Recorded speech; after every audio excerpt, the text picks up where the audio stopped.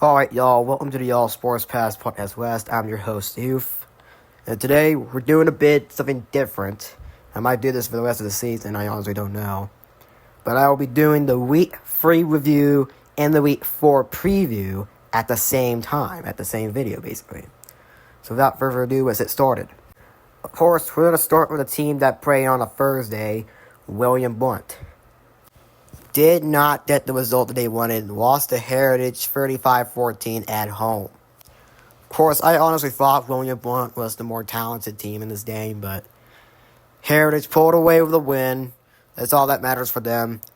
What matters for William Blount, though, this is a non-region game, so they can still make the playoffs. Of course, their first region game in hand is this week, has some orders right now, against Morristown East. Of course, Morristown East started 2-0 with wins over Hardin Valley and Morristown West. I know not in order, but still. I'm surprised Morristown East is 2-0, not gonna lie. But then again, it's high school football. Anything can happen at this point. And as I say that, I think William Blount's still a talented team. I think they can beat Morristown East. So that's what I'm going to say. I'm going to say William Blount is going to beat Morristown East. Remember, these are just my predictions. It's my opinion on who's going to win. It's not straight up facts. As for Hardin Valley, things are actually looking really well for them this time. As they played Hot County, they traveled over there. Pulled away with the win, 37-15. They gave Hardin Valley their first win of the season. Of course, to be honest, it's Hot County. I think Hardin Valley was expected to win that game nevertheless, but you don't usually expect Hardin Valley to win games like that. And it's like Halls and William, well, not really Halls and William, but like Halls and Bearden. But somehow, some way, Hardin Valley was expected to win here, and they did pull away. Of course, Hardin Valley was the more talented team, even though they aren't really that talented, but still. And this is where we move to their next game, and it's Halls. Now, of course, Halls is a North team. However, Hardin Valley is Hillstein, so I will be able to cover this game. Of course, Halls started 2-1 with wins over Hamble County and Fulton. The Fulton game went to overtime, and a loss against Dibs. But don't take the loss on Dibs for granted. Halls is still a pretty good team, and they're more talented than Hardin Valley, in my opinion. I think Halls is going to be able to pull it off and win this game.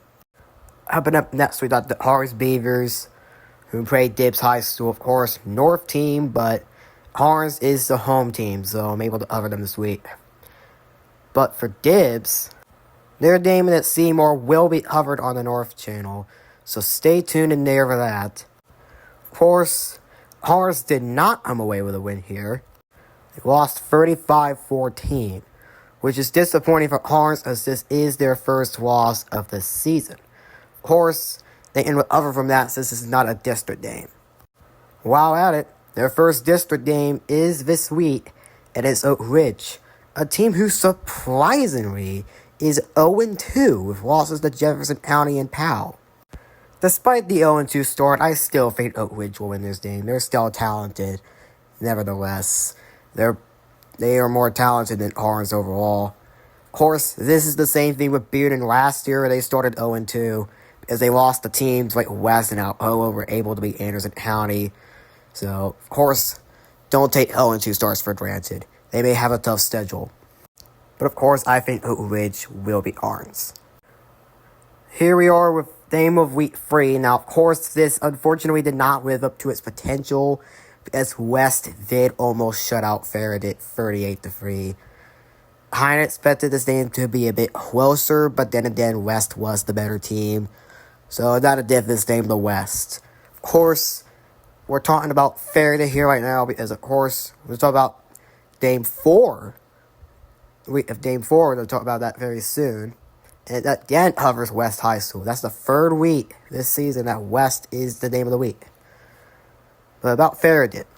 Farragut now has a disappointing 0-3 start, which, of course, not very used to, but they have a tough schedule just like Bearden, but Farragut's like less talented.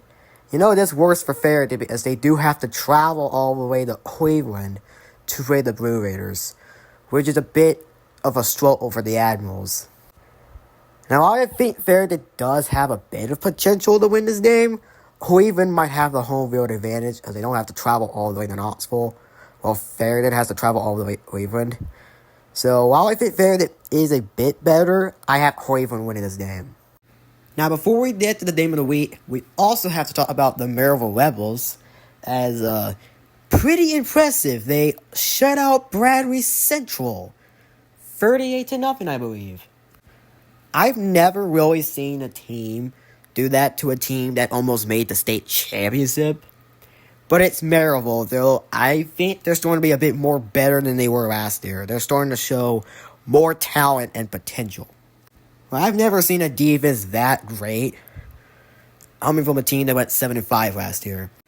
Which brings us to the All Sports Pass Podcast West Week 4 Game of the Week. Maryville at West. Probably Game of the Week for everything, right? West High School, top 10 team in the state. I think same thing with Maryville. Both teams are top 10 teams in the state according to Matt Sweps. And currently both one of the best teams in Knoxville. Maryville undefeated, West 2-1, with a loss to Bearden, of course. But West is still a pretty darn good team, and they have the home field advantage. But Maryville has not allowed a single point this entire season so far, which is an advantage for them as well. Of course, the Battle of the Rebels for the third year in a row is between two talented teams who would like to win the state title this year. This looks like a toss-up game to me. Both teams are amazing. Both teams have talent. Can't decide who's the better team because West High School is currently the two-time defending 5A state champions, and Maryville currently has one of the best defenses in the state because they haven't allowed a single point, especially when it comes to teams like Bradley. I know Heritage and Central is not nothing special to Maryville, but Bradley kinda is, as they were a talented team last year. In all honesty, I don't know who's going to win this game. Very tough. This would be a bit of a guess. I have Maryville winning this game. I feel like Maryville's defense is probably too much for West. But West's defense might also hook against Maryville as well. Like how they did against Bearden.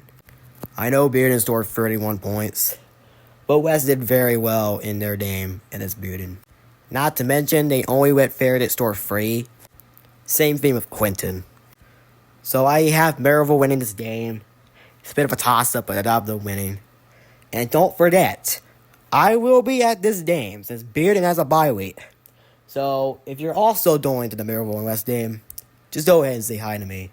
I'll also take pictures of the game as we go because I'm also a photographer. I've had Bearden Alcoa and Bearden Anderson County for the last 2 weeks. And if you want to see that Insta where I post my pictures, it's called Youth Productions on Instagram.